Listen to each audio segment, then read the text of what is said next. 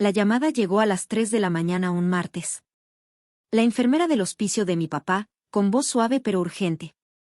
Hannah, tu papá está preguntando por ti. Creo que deberías venir ahora. Me puse la ropa de ayer y manejé por calles vacías, con las manos temblando en el volante. Papá había estado empeorando por semanas, el cáncer finalmente ganando la batalla de 2 años. Yo había estado ahí todos los días, tomando su mano, leyéndole las novelas de misterio que le gustaban, asegurándome de que no estuviera solo. Cuando llegué a la casa, el BMW de mi hermano Connor ya estaba en la entrada. Raro, él había estado demasiado ocupado para visitarnos el último mes, alegando compromisos de trabajo en su inmobiliaria. Y ahora, de repente, llegó antes que yo a las 3 de la mañana. Los encontré en el estudio de papá, no en la recámara. Papá estaba recargado en su silla de ruedas, casi inconsciente, mientras Connor sostenía unos documentos frente a él. Una mujer que no reconocí estaba sentada en el escritorio con un sello notarial. ¿Qué demonios están haciendo? Entré de golpe.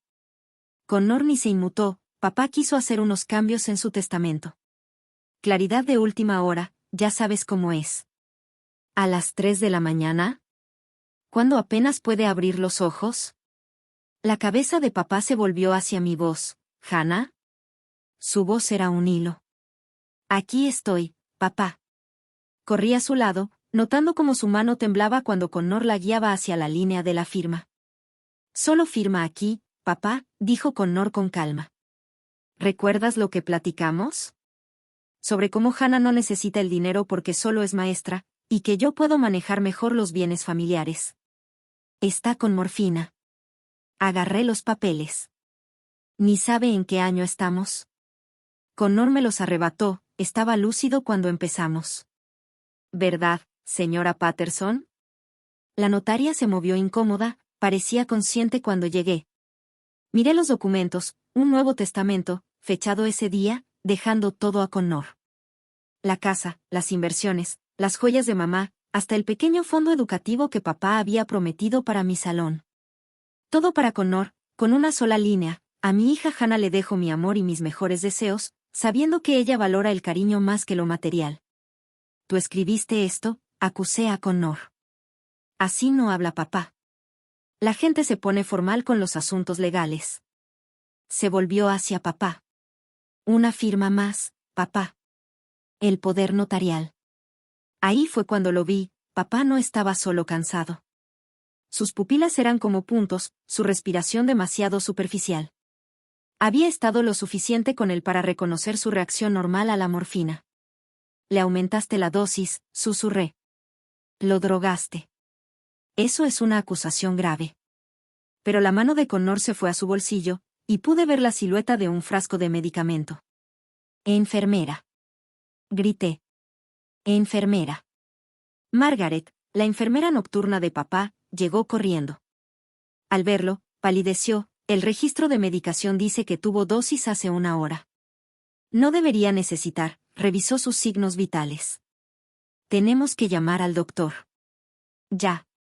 En el caos que siguió, llegó el doctor, estabilizaron a papá, llenaron papeles sobre el error en la medicación. Connor logró escabullirse con sus documentos. La notaria lo siguió, claramente incómoda. Papá murió 6 días después. Nunca recobró la conciencia, pero sostuvo mi mano hasta el final. Le susurré que lo amaba, que el dinero no importaba, que ser su hija valía más que cualquier herencia. Connor no volvió al hospicio. Estaba muy ocupado registrando el Nuevo Testamento en la corte testamentaria. El funeral fue un borrón. Connor hizo el papel del hijo dolido a la perfección, incluso dio un emotivo elogio sobre la astucia empresarial de papá y cómo prometió continuar el legado familiar. Evitó mirarme todo el tiempo. 2 semanas después, estábamos en la oficina del abogado de papá, George Hendricks. Conocí a George desde niña, él manejó el divorcio de mis padres, la herencia de mamá tras el accidente, cada momento legal importante. Connor estaba enfrente, traje de diseñador impecable, ya calculando qué hacer con su inesperada fortuna.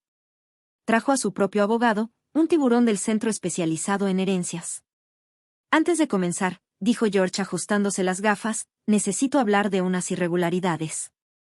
El abogado de Connor se inclinó, si se refiere al momento en que se firmó el testamento, mi cliente tiene declaraciones juradas que confirman que el señor Morrison estaba en pleno uso de sus facultades. No, interrumpió George. Me refiero a esto. Sacó una carpeta gruesa.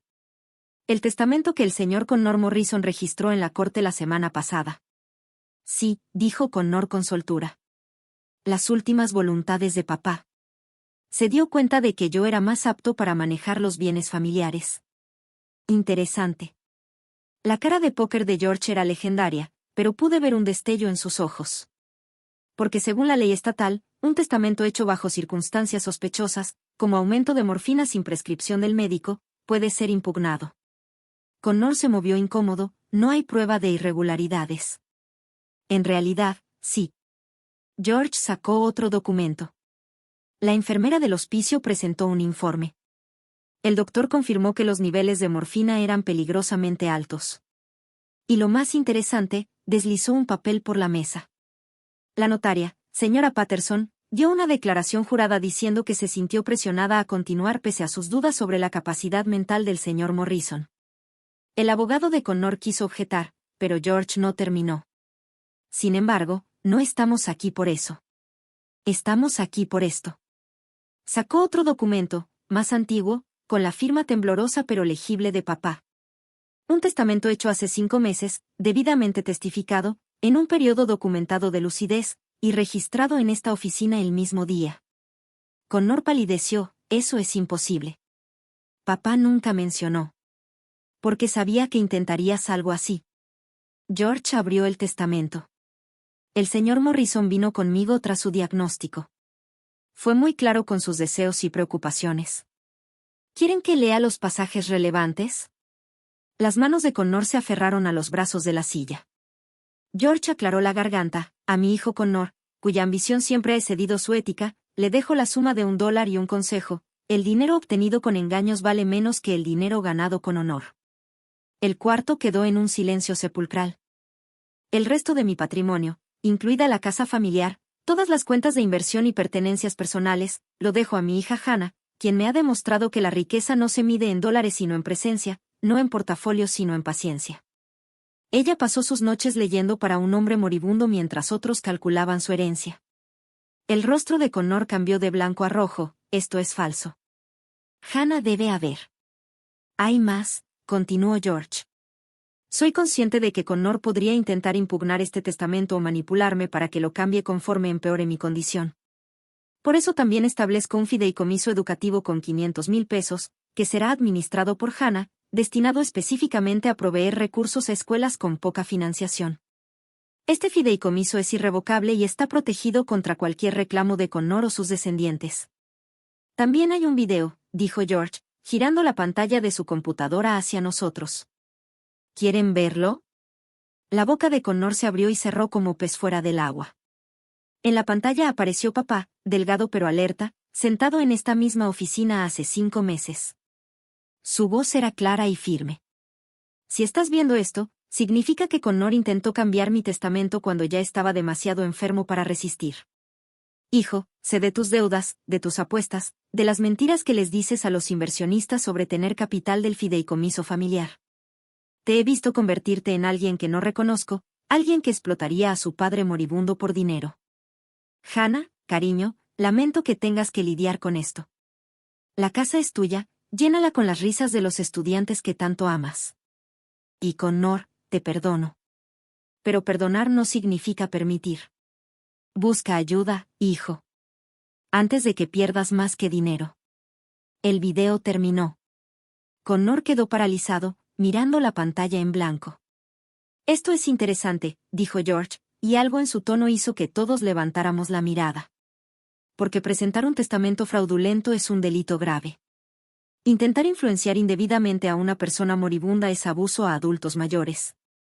Y aumentar la dosis de morfina sin autorización, dejó que el peso de sus palabras se sintiera. Fue entonces cuando Connor se desmayó. Simplemente, se desplomó. Un momento estaba sentado, al siguiente en el suelo, el traje caro arrugado, el cabello cuidadosamente peinado desordenado. Su abogado corrió a ayudarlo, pidiendo agua, aire, espacio. Mientras lo atendían, George discretamente me deslizó otra carpeta. Tu papá también te dejó esto. Cartas personales, algunas fotos e información sobre las deudas de Connor. Quería que entendieras por qué hizo lo que hizo. Connor volvió en sí lentamente, con la ayuda de su abogado para sentarse. El tiburón de abogado ya calculaba, susurrando sobre impugnaciones, el estado mental de papá, la influencia indebida de mi parte. Yo no lo haría, dijo George con calma.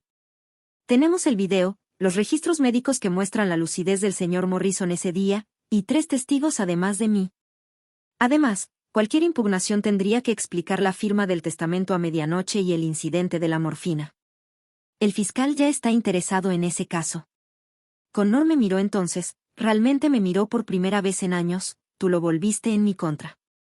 No, dije en voz baja. Tú mismo lo hiciste.